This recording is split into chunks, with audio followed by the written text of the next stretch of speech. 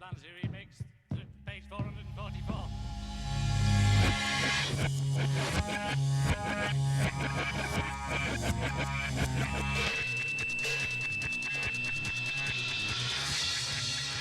Welcome back, take 444, into the D's at last, and we're going to start with a new release. It came out this year, and it's the Daily Flash 11 legendary recordings 65 to 67. That's the hype sticker. Guerssen doing their usual fantastic job. So it says Seattle's first alternative band, Daily Flash, were caught in the psychedelic explosion of the West Coast with their electrifying blend of folk rock, pop, blues and jazz. This compilation includes their Essential 45s, Jack of Diamonds of Nuggets fame, and Queen Jane approximately, and The French Girl, plus unreleased studio and live recordings of rare demos and acetates. Patrick Lundberg of Acid Archives said the Daily Flash began in Seattle, to which they quickly became what the Beau Brummels were to San Francisco and the Byrds were to LA. Yes, another brilliant Guerssen release. Double album. Great photo on the front there. That's the back cover. So there's a side 4 is live. It's called Cantaloupe Island. It's a whole side of one track, and it's very good. It's quite jazzy, psychedelic jazz from 67, I think it is, and this is really well worth picking up. Like I say, Guerssen always do fantastic reissues, and this is no exception. So this is the liner notes, fantastic photographs of the band, and the whole sorry tale, and great reproductions of some posters on the back, where they were playing the Avalon and Fillmore and that type of thing. So yeah, the Daily Flash, highly recommended. Like I say, it's got pop and folk rock, but there's some jazzy elements and fuzzy punk stuff, and it's very psychedelic, as you would hope. It says there, in the first era of psychedelia, 65 to 69, give us this day our Daily Flash. Whatever can they be thinking of? Right, next up is we've got quite a real mixed bag, as psychedelia very often is this week. So we're starting off in San Francisco, Los Angeles, West Coast, and now we go to New York. In this is 1968 too. Famous album, or famous in some circles, Daughters of Albion. So this is first of all, it's got a very, very odd cover for the contents. I'm not quite sure what the marketing arm of Fontana were doing with that. If it had a different cover, it probably would have done much better. It doesn't really reflect the contents. This is a pop psych album rather than a hairy, heavy, guitar-orientated psych effort. This is, I think they're from New York. There's not much available online about them. But this is a stereo copy of Daughters of Albion on Fontana, and it used to be really easy to pick up. I used to see it occasionally at record fairs, and got this one at a second-hand shop. But it's now £100 plus, $100 plus for a good copy. This isn't a fantastic copy, a lot of edge wear, but this is absolutely brilliant record. If you can find it, I should pick it up. I don't know if it's been reissued. I'm sure it probably has. Let me consult my notes. No, actually they're from California, so scrub the East Coast. This is from California. This is it's very McCartney-esque, but it's very British in a way, although it's from the US. It's first of all, it's a duo. and it's all arranged and produced by Leon Russell, and he's all over this. That's the gatefold, but it's it also reminds me of Kurt Botcher, and yeah, McCartney, kind of his sort of pop oeuvre, but there's some very weird stuff on here as well. There's a track called 1968 John Flip Lockup, which is 7 minutes long, the last track on the album, and it just goes through all these different. It says it's a medley on the label, but it just goes through all these different stages in the whole track, and it doesn't sound like very much else. I'll put a clip of it here. It's very well worth hearing because it's all over the place. But they do some great pop psych stuff, and it's definitely worth picking up. I would highly recommend this to anybody who likes that type of thing. 1968 on Fontana.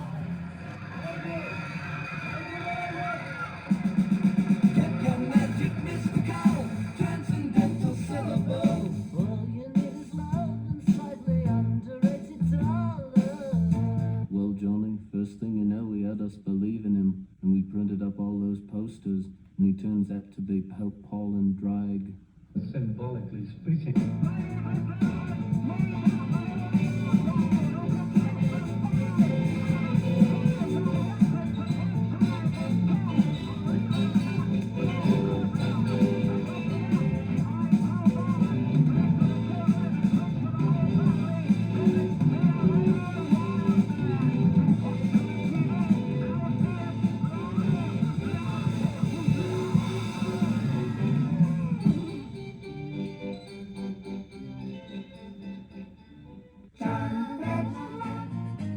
So as I said, we're all over the place this time. A real mixed bag. This time we're in the UK, and this is a trio called Dulcimer, and their one and only album called "And I Turned as I Had Turned as a Boy." This is a reissue on Magic Box, which is not a legitimate label, unfortunately, but we all have to take our pickings from where we can. I've not seen an original, but I should imagine they're pretty expensive. They do a fairly decent job of reproduction on the sleeve Magic Box, but it's you can tell it's a bootleg because the quality isn't quite there. It's not the sleeve photos aren't quite sharp enough. But yeah, so this is from 1971. They were put together and put in the studio with the help of famous British actor of the time, Richard Todd, who does some voiceover on it. He caught them in a restaurant, I think it was, or a club, and loved it so much he pulled some strings and got this album released. And very good it is too. It's a typical kind of pastoral acid folk, as it's now called. Owes a fair bit to the string band, that type of thing. And it's yeah, well worth picking up. Certainly get the reissues fairly cheaply. Also, reminds me of another English band from around that time, Spyro Gyra, which I'll show later on. Their two albums.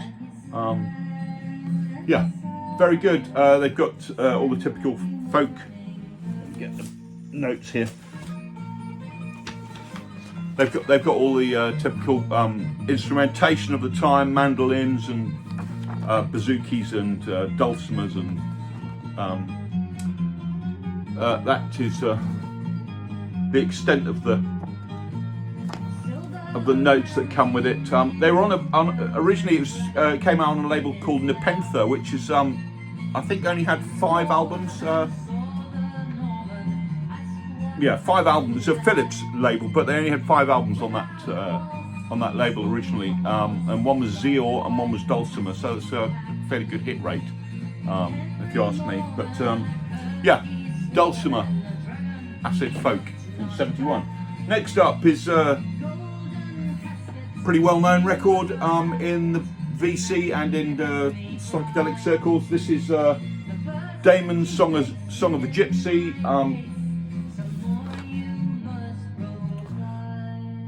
From 1968.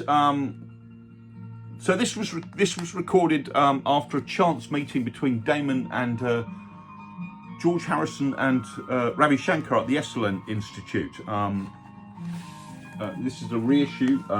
The originals are, I think, about $5,000 now. It's let me just check.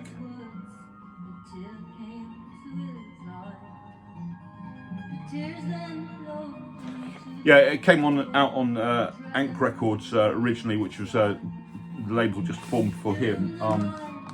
It's what could be called crooner psychedelia, with there's also fuzz guitar all over it. It's got a bit of a legendary reputation, and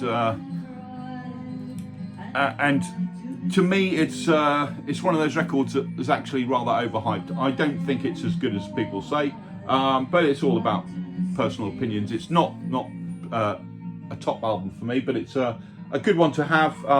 This is a reissue with paste-on sleeves, paste-on covers, but it's a good reproduction of the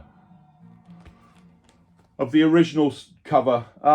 Yeah, so it's a lot of fuzz guitar, as I say,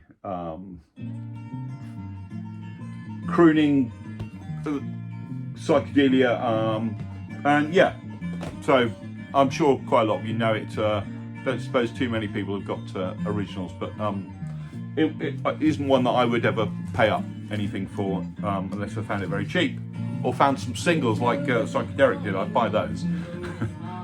Next up is again, going completely the other way. This is an album from the 90s by a band called Dakota. So this is called Volume 1, limited edition of 1000. This is number 366.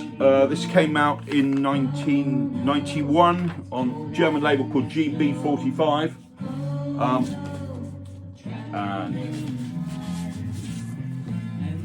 And that's the, and on translucent red vinyl.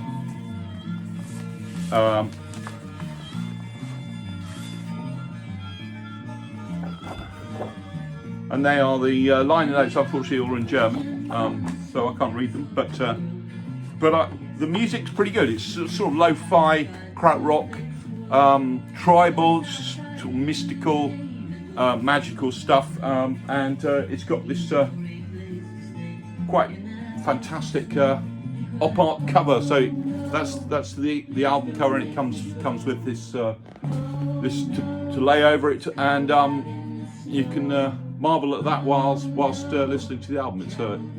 It's a great gimmick, and the sort of thing that I would always pick up if I saw it. I'm not sure why not more people haven't done that, but it's probably quite expensive to do, to produce. Yeah, so 1991, they are, I think they only released this album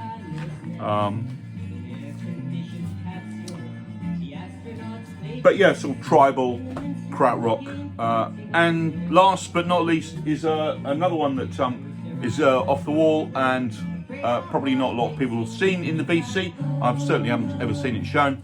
This came out in 1995, double album called Sergeant Kipper by Todd Dillingham.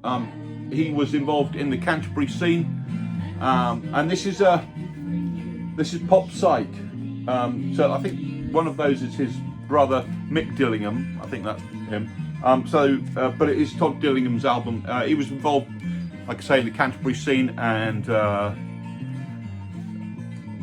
around the Bevis Frond, Ethereal Counterbalance, that sort of group of people in the 90s. And there's some Canterbury connections on this album. That's the insert. So it's on Warren Zoff Records, which was Nick Salomon Bevis Franz label. So what does it sound like? It sounds kind of like Kevin Ayers' Duke of Stratosphere.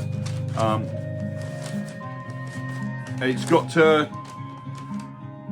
Peter Giles produced, I think, or engineered by Peter Giles, who was in Giles, Giles and Fripp and early King Crimson.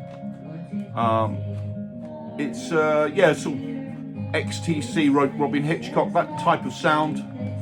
Kevin Ayers, like I say, it's good stuff. Very, very. It's sort of sprawling double album, really. A bit. There's not too much cohesion in it at times, but it's worth persevering with it because it's some good songwriting on it, and it's got that weirdness that we all love. So it's called Sergeant Kipper, and it came out in 1995. Like I say, I've never seen it anywhere, but good stuff. That's all for this week. I'll be doing some more soon when I can. I hope you're all well, and please like and subscribe and comment if you can. Thank you very much.